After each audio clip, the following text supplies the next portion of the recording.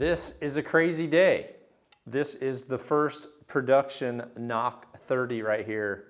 This is a variation from the Mach 30, but what is crazy about this to me is it is November 4th and I left my stand to come home to put this together, to build it, and to be able to get a whitetail down with this before this launch actually kicks off. So face paint on, half sleepy from days of 4 a.m. wake ups and all day sits, but we're gonna get this Nock 30 going.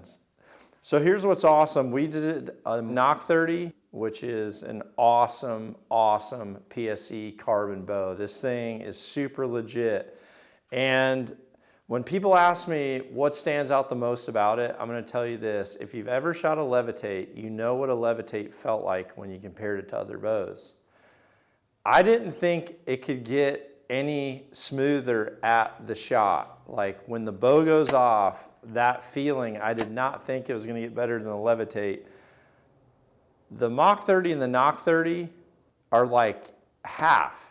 I'm trying to get actual numbers, but it is so noticeable that I couldn't believe it. This is a 30-inch axle bow, a little bit more than a 6-inch brace height with the Nock 30 cam option, okay?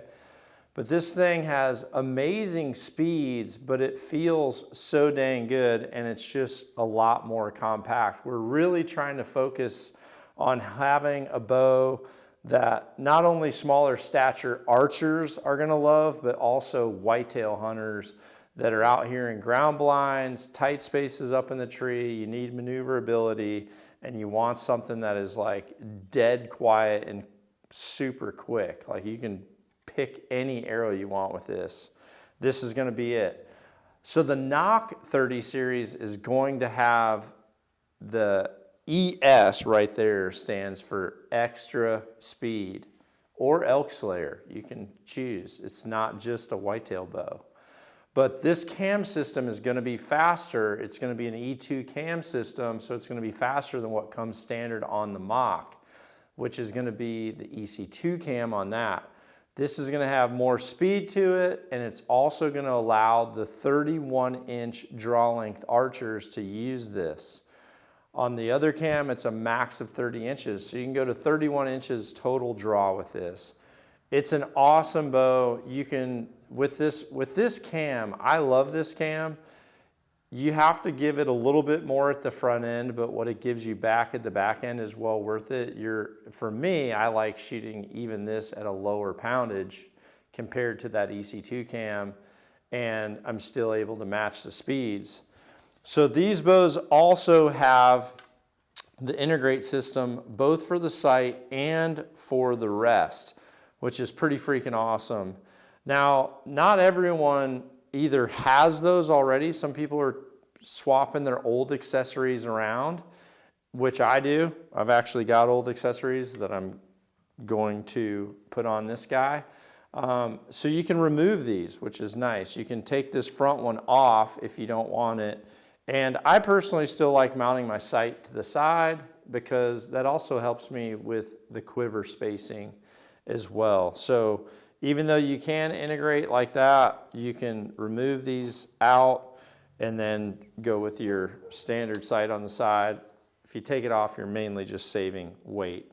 Same is true with the rest. You can either integrate right to the back.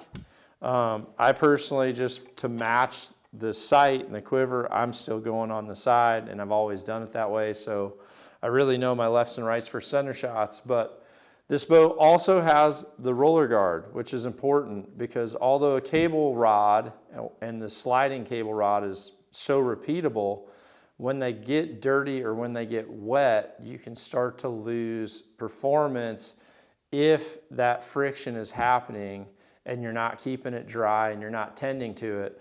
With a roller guard system, this goes back probably 2 decades now.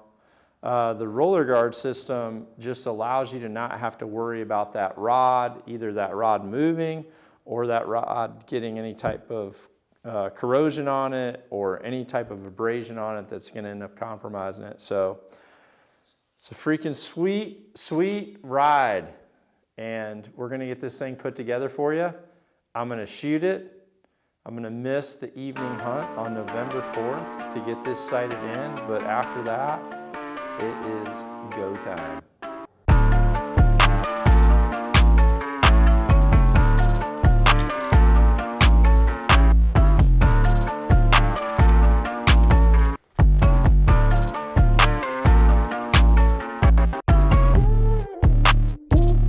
It's really awesome that PSE has actually taken the last few years working on this new Mach 30.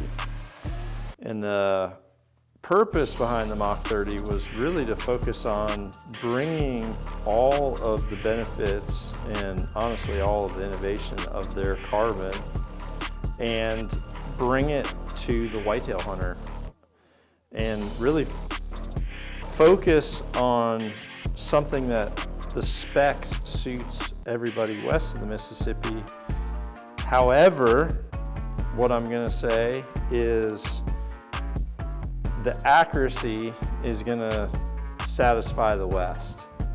That's what I'm gonna say. For a short axle-to-axle bow to shoot good for me, there has got to be a lot of things happening right. And me at a 31-inch draw, so this cam is maxed out at my draw length in the A position, feels awesome, and it just shoots so dang smooth. It is crazy.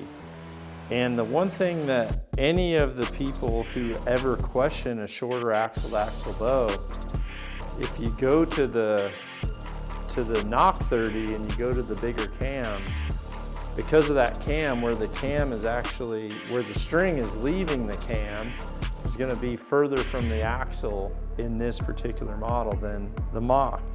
So if you prefer a little bit broader string angle, well, you can have that even though you've got a shorter, more compact axle-to-axle bow. It's pretty cool. Give and take, always.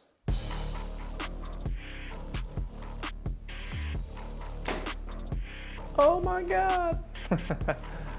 That's a one and done. A one and done. I mean, I might move it a touch to the right just because I can. I'm gonna put a little twist to that peep, maybe raise it a touch. Then we are shooting. We're gonna get this sighted in. November 5th, here we come, baby. Look at the alignment on this. This is a bullet hole and right down the pipe. Dead center of the tiller bolts. Sight pin's looking good and is going right down the dang stabilizer.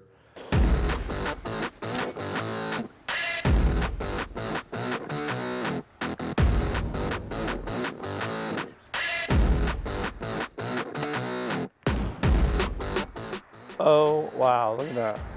Probably can't even see it with that teeny lens you got on. But if you look down there at the elk, you'll see something very nice.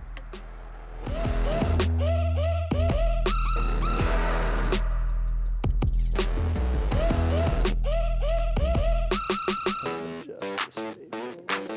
Whacking. And boom.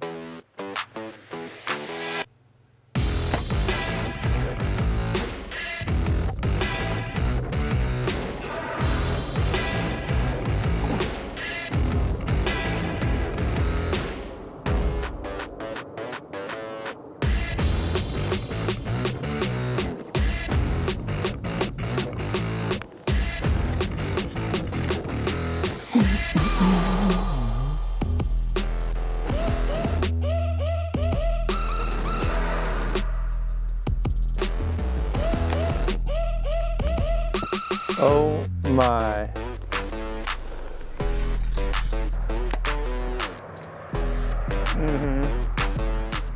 Man, that's shooting good. I'm gonna go, I went 4 clicks and I'm going back 2. Well, that's it. Gosh, that is nice. Nock 30 ES. Extra speed and extra smooth.